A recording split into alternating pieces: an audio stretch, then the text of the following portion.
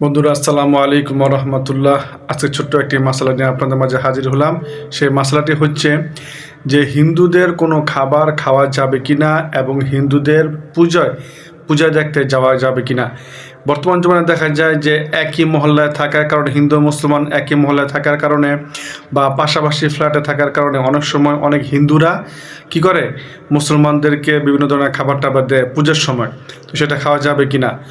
ঠিক হুজুর পাক সাল্লাল্লাহু আলাইহি ওয়াসাল্লামের জমানায়ও হুজুর পাক সাল্লাল্লাহু আলাইহি ওয়াসাল্লামের জন্য বিভিন্ন দেশের অমুসলিমরা, বিজাতিরা, রাষ্ট্রপ্রধানরা হুজুর পাক সাল্লাল্লাহু আলাইহি ওয়াসাল্লামের জন্য বিভিন্ন সময় গিফট পাঠাতো, বিভিন্ন খাবার দাবার পাঠাতো। তো হুজুর পাক সাল্লাল্লাহু আলাইহি ওয়াসাল্লাম সেটা কী করতো, যদি হালাল হতো তখন সেটা গ্রহণ করতো। সুতরাং আমাদের বেলাও তাই, যদি আমাদের পাশের হিন্দুরা বা আমাদের পাড়া প্রতিবেশী হিন্দুরা যদি আমাদেরকে হালাল কোনো খাবার পাঠায় তাহলে আমরা সেই খাবারটা রাখতে পারবো, খেতে পারবো, কোনো সমস্যা নাই।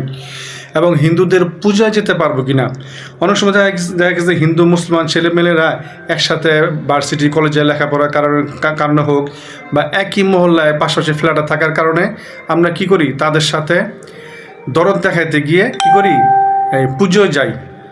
এটা জায়েজ আছে কিনা। পরিষ্কার কথা, হিন্দুদের কোনো পূজায় যাওয়া একেবারেই জায়েজ নাই। হুজুর পাক সাল্লাল্লাহু আলাইহি ওয়াসাল্লাম হাদিস আসছে যে তোমরা অমুসলিমদের কোনো উৎসবে যাবে না, কারণ সেখানে আল্লাহ তাআলার লানত বর্ষিত হয়। সুতরাং আমাদেরকে উচিত যে হিন্দুদের কোনো পূজা অনুষ্ঠানে না যাওয়া।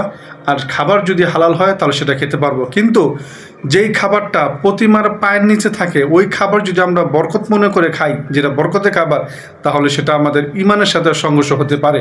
সুতরাং ওই সমস্ত খাবার খাবো না। এমনি বাড়িতে রান্না করা হালাল খাবার যদি দেয় তাহলে সেটা খেতে পারবো। আল্লাহ তাআলা আমাদের সবাইকে এর উপর আমল করা তৌফিক দান করুক। আসসালামু আলাইকুম ওয়া রাহমাতুল্লাহ।